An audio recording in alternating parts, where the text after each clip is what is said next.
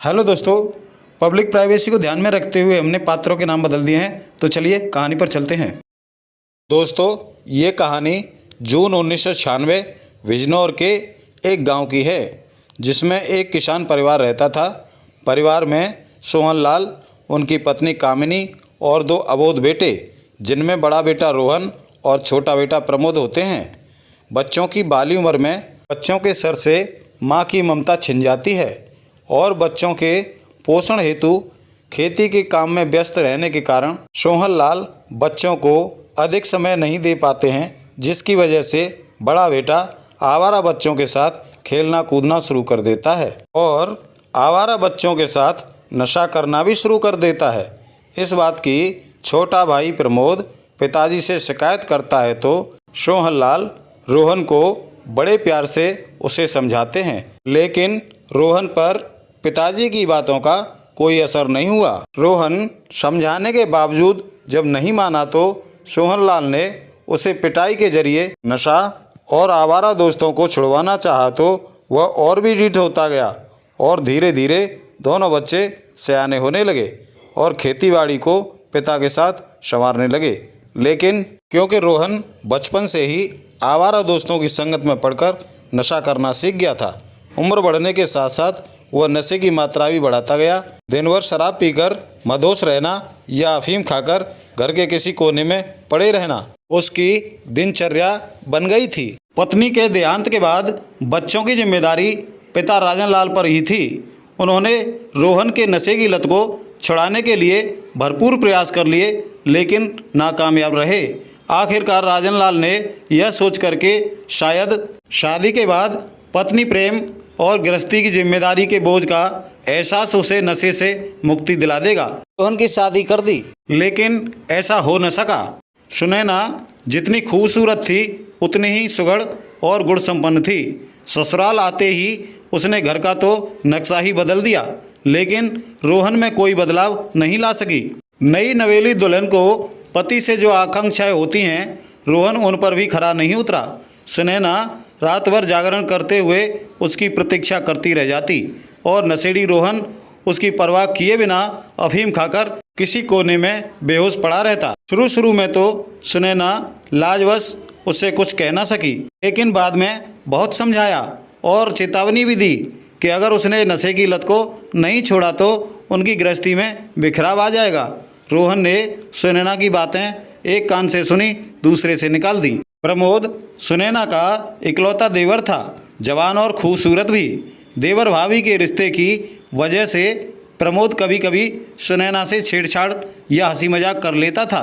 सुनैना भी प्रमोद से हंसी मजाक करके अपना दिल बहला लेती थी, लेकिन रोहन की उपेक्षा के कारण सुनैना कालांतर में प्रमोद की ओर खिंचती चली गई। देवर से मिलने वाला प्यार और हमदर्दी उसे निष्ठुर पति की उपेक्षा का एकमात्र विकल्प लगा। फिर उनके बीच जो नया संबंध कायम हुआ वह अनवरत जारी रहा। एक दिन अचानक रोहन ने दोनों को आपत्तिजनक हालत में देख लिया तो गुस्से में पागल उठा। उसने लाठी उठाई और प्रमोद की जमकर धुनाई कर दी। उसने प्रमोद और सुनैना को धमकी दी कि अगर फिर से कभी उन दोनों ने ऐसी हरकत की तो उन्हें गोली से उड़ा देगा। उस समय पिता राजन लाल घर पर नहीं थे। शर्म के मारे न तो पिता को इस घटना के बारे में बताया और न ही किसी और से जिक्र किया। अलबत्ता उस दिन से सुनैना और प्रमोद पर नज़र रखने लगा। प्रेम दीवाना प्रमोद किसी भी तरह से सुनैना का प्यार हासिल करना चाहता था, लेकिन रोहन उनके बीच दीवार बनकर खड़ा हो गया। संभवतः यही वह समय था जब उसके दिमाग में विचार आया कि अगर रोहन का काम तमाम कर दिया जाए तो सुनैना हमेशा के लिए उसकी हो जाएगी। अकेले प्रमोद के लिए यह सब करना संभव नहीं था। इसीलिए उसने रोहन के विरोधी ब्रजेश से, जो कि पुरानी रंजिश जो खेती के चलते हो गई थी, से हाथ मिलाया और ब्रजेश भी मौके की ताक में बैठा था। सहज ही तैयार हो गया। टोनी अपराधी प्रवृत्ति का था जो ब्रजेश का लंगोटिया यार था। उसने ब्रजेश के लिए दोस्ती का हक अदा किया और तीनों ने रोहन को ठिकाने लगाने का प्लान तैयार किया। योजना के अनुसार प्रमोद रोहन के साथ बाजार करने के लिए घर से अफजलगढ़ की ओर रवाना हुआ। लगभग 4 किलोमीटर दूर साइकिल से जाने के बाद पूर्व निर्धारित योजना के अनुसार पथरिया नदी के किनारे जंगल में एक सुनसान जगह पर अचानक ब्रजेश और टोनी झाड़ियों से निकलकर रोहन के सामने आ गए। दोनों के प्रकट होते ही छोटे भाई प्रमोद ने रोहन की पीठ पर इतनी जोर से धक्का मारा कि वह धड़ाम से मुंह के बल जमीन पर गिर पड़ा। फिर इससे पहले कि कुछ समझता या उठकर खड़ा होता, ब्रजेश और टोनी बाज की तरह टूट पड़े। छोटे भाई प्रमोद ने दोनों हाथ पकड़ लिए और ब्रजेश ने दोनों पैर। तभी रोहन पर टोनी झपटा और उसने पूरी ताकत के साथ दोनों हाथों से उसका गला दबाना शुरू कर दिया। रोहन के हाथ पांव बंदिश में थे, इसीलिए उसे तड़पने का अवसर भी नहीं मिला। थोड़ी ही देर में उसका दम घुट गया और वह वहीं ढेर हो गया।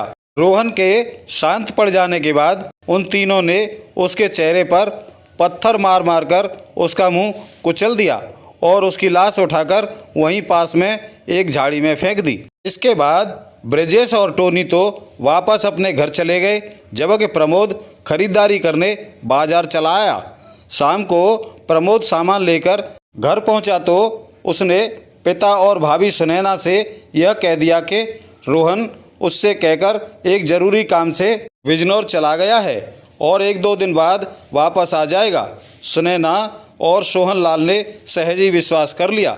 जब रोहन 3 दिन बाद भी नहीं लौटा तो सुनैना और सोहन लाल को चिंता हुई।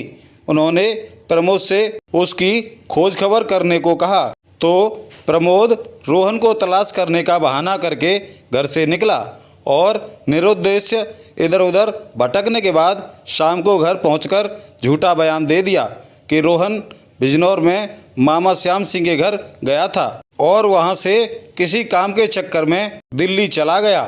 वहां से वह 2-4 दिन बाद घर आ जाएगा। लेकिन जब रोहन कई दिन बीतने के बाद भी घर नहीं लौटा तो सुनैना और सोहनलाल ने प्रमोद से उसे दिल्ली जाकर तलाश करने को कहा। प्रमोद एक मोटी रकम लेकर घर से निकला और 2-4 दिन तक होटलों में मौज मस्ती करने के बाद लौट कर आया तो घर वालों से कह दिया कि दिल्ली में कई जगह तलाश करने के बाद भी रोहन का कुछ पता नहीं चला। इसके बाद सोहनलाल प्रमोद को साथ लेकर थाने में बेटे की गुमशुदगी की रिपोर्ट लिखाने आए थे, जो कि बाद में इंस्पेक्टर पुष्कर सिंह ने गहन जांच पड़ताल और आवश्यक पूछताछ करने और अपना जुर्म कबूल करने पर इंस्पेक्टर पुष्कर सिंह ने प्रमोद, ब्रजेश और टोनी तीनों को न्यायिक हिरासत में लेकर जेल भेज दिया। कहानी यहीं समाप्त होती है। दोस्तों, कहानी आपको पसंद आई हो तो लाइक शेयर करना ना भूलें और ऐसी ही कहानी पाने के लिए आप अपने सबक इंडिया चैनल को सब्सक्राइब करें। तो चलिए मिलते हैं अगली कहानी के साथ, तब तक के लिए नमस्कार।